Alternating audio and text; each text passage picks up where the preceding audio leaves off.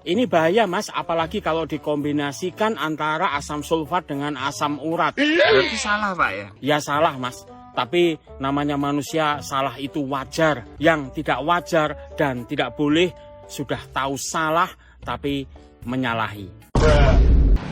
Ibu-ibu 2024 jangan ada yang bunting dulu ya. Bukannya tegar setanting, malah jadi pusing-pusing, belum lagi ngising-ngising. Assalamualaikum warahmatullahi wabarakatuh. Kembali lagi di channel Prayoga Muhammad.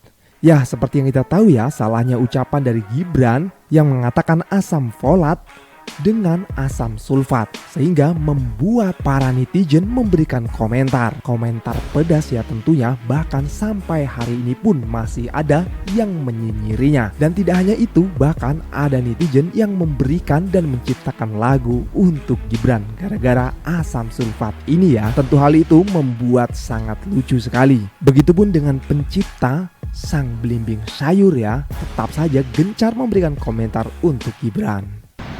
Pengumuman ibu-ibu 2024 jangan ada yang bunting dulu ya.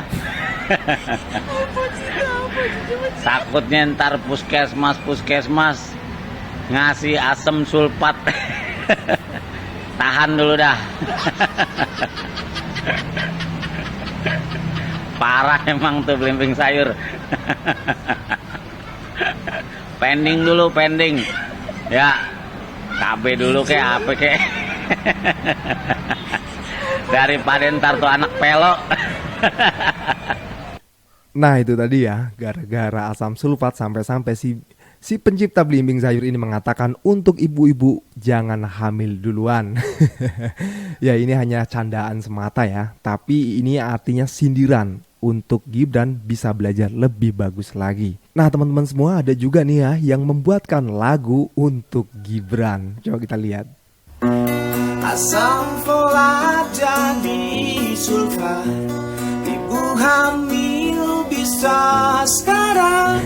Bukannya tegar setanting, malah jadi pusing-pusing, belum lagi ngising-ngising. Ngising guys. Bukan karena salah ucap, tapi karena belum cakap. Debat capres bisa lenyap gara-gara belum siap.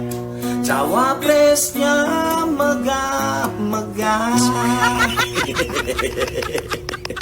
Ya itulah kalau memang cawapresnya belum siap dan masih megap-megap untuk belum siap. Cawapresnya megah-megah.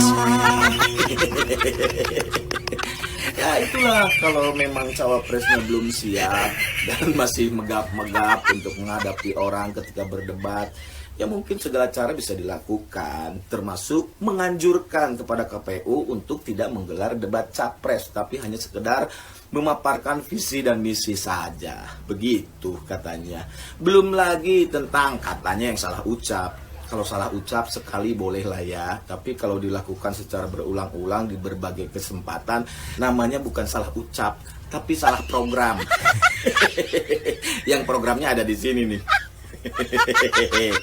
Buat ibu-ibu hamil itu yang diperlukan adalah asam folat, bukan asam sulfat. Bisa kebayang gak sih tuh kalau misalnya air aki, asam sulfat diminum sama ibu hamil, apa jadinya? Mungkin anak yang keluar bukan anak bayi, tapi anak baterai. Aduh, kacau. Ya itulah tadi ya, masih digoreng-goreng terus sampai mateng. Ya wajar aja sih, karena Gibran Rakabuming Raka ini adalah calon wakil presiden yang tentunya untuk menjadi calon wakil presiden itu harusnya memenuhi persyaratan tertentu ya. Yang pasti dia smart, pinter. Karena namanya pemimpin tuh harus spekulasi, harus memberikan solusi-solusi yang walaupun tidak difikirkan sebelumnya. Karena kan menjadi seorang pemimpin itu pasti akan memutuskan sesuatu yang besar. Nah, di sini sampai-sampai Pak Endul pun berkomentar tentang hal itu. Coba kita lihat.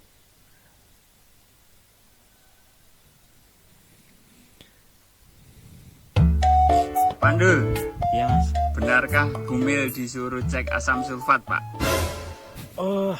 As far as I know, asam sulfat itu merupakan aditif untuk air aki, Mas, bukan untuk air ketuban.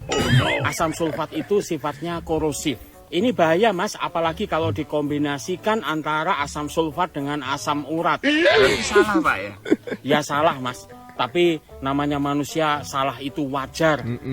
Yang tidak wajar dan tidak boleh sudah tahu salah tapi menyalahi. Untuk itu pilihlah yang pasti-pasti saja. Pas 3 jam. Aduh, betul. Jadi ini Pak Endut ini dia memilih Ganjar Pranowo ya, seperti yang ada di bajunya. Oke lah, tak apa. Namanya juga demokrasi, bebas untuk memilih. Yang penting tetap kondusif, guys. Nah, tidak hanya itu ya, masih banyak lagi netizen yang merujak Gibran Rakabuming Raka. Coba kita lihat lagi ya. Lagi-lagi belimbing sayur, lulusan Singapura, Australia, cerdasnya minta ampun. Lalu ketika hamil harus dicek dia misalnya asam sulfat yodiumnya terpenuhi nggak? Ibu-ibu hamil disuruhnya minum asam sulfat, nggak bahaya tak? Ngomongin stunting, Gibran bilang ibu hamil disuruh cek asam sulfatnya terpenuhi atau enggak. Tolong dong, yang mempunyai ilmu, kasih paham ke kita semua. Jangan selesai ini Menkes langsung ngumumin tuh bahwa asam sulfat bagus untuk kandungan. Enggak lah ya. Sepertinya ini bukan salah sebut sih ya. Kalau salah sebut, masa iya beberapa kali pertemuan di tempat yang berbeda masih aja tetap sama nyebutin asam sulfat. Dan parahnya orang sebanyak itu dan orang-orang terdekatnya gitu nggak ada yang meluruskan gitu loh. Apa semua timnya itu sama aja plonga-plongo? Gimana menurut kalian, gengs? Seperti biasa kita lanjut di kolom komentar. Apa? Ibu hamil diberikan asam sulfat? Gak bahaya tah? Ayo, yang dimaksud asam sulfat atau asam folat.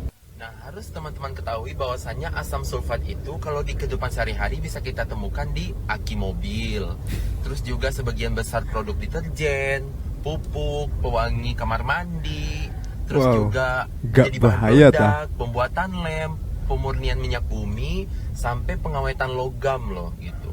Nah, apa kabar kalau misalnya dikonsumsi sama manusia, apalagi ibu hamil? Bahaya kan? Nah, yang dianjurkan untuk dikonsumsi ibu hamil itu yang benar adalah asam folat. Apa itu asam folat? Folat ini merupakan salah satu vitamin atau bentuk sintesis dari vitamin B9 dan folat itu bentuk alami. Nah, kebutuhan asam folat ini akan meningkat apabila terjadi peningkatan pembentukan sel di dalam tubuh. Seperti kondisi apa? Yaitu kehamilan, seseorang yang menderita penyakit keganasan atau kanker, dan pada bayi prematur. Nah, nih akhirnya ya Pak Dokter kasih paham kepada Gibran Rakabuming Raka. Tentunya hal itu juga dicatat ya dengan para orang-orang di belakangnya. Karena hal itu bisa menghancurkan mereka sendiri gitu loh. Kalau sampai nantinya salah sebut lagi, wah bisa gawat nih. Kemuakan dari netizen, masyarakat, wah membludak banget ya kan. Maka dari itu harus lebih cermat lagi dan hati-hati. Ada wakil ketua partai, gue nggak tahu partainya partai apa, soalnya nggak terkenal, yang mengatakan Caimin dan Mahfud MD takut berdebat sama Gibran. Gimana ceritanya coba? Kalau nggak percaya, nih postingannya. Gibran sudah terlatih debat di pilkada, Muhaimin dan Mahfud tidak, makanya mereka takut. Kocak. Mungkin kebanyakan minum asam sulfat kali ya, makanya kayak gini. Sejak kapan Mahfud MD takut berdebat coy? Kocak emang. Aduh, memang pendukungnya 02 rada-rada aneh sih. Ya, setelah kita melihat video-video ini bisa kita simpulkan ya kalau Gibran Rakabuming Raka sepertinya bukan salah sebut, tapi memang salah melihat tulisan dari awal gitu ya. Tapi pembisiknya kenapa sih kok diem aja gitu loh. Itu yang buat netizen juga merasa aneh gitu. Karena tidak hanya satu tempat salahnya, tapi sudah berulang. Yang terekam itu 2 tempat ya kan. Nah, sepertinya kita sudah membahas lumayan lama nih ya teman-teman semua. Jadi intinya kita harus bijak untuk memilih dan kita juga harus bijak untuk berkomentar ya, tanpa kita menyakiti atau merendahkan yang lainnya. Tentunya komentar-komentar dari kita ini sebenarnya untuk membangun ya, agar masyarakat luas juga tahu mengenai para pejabat kita hari ini. Oke teman-teman semua, semoga video ini bermanfaat untuk kalian semua. Jangan lupa tulis komentar di bawah ini, komentar kritik kalian ya, yang tentunya untuk membangun. Sekian dari gue Prayogo Muhammad. Wassalamualaikum warahmatullahi wabarakatuh.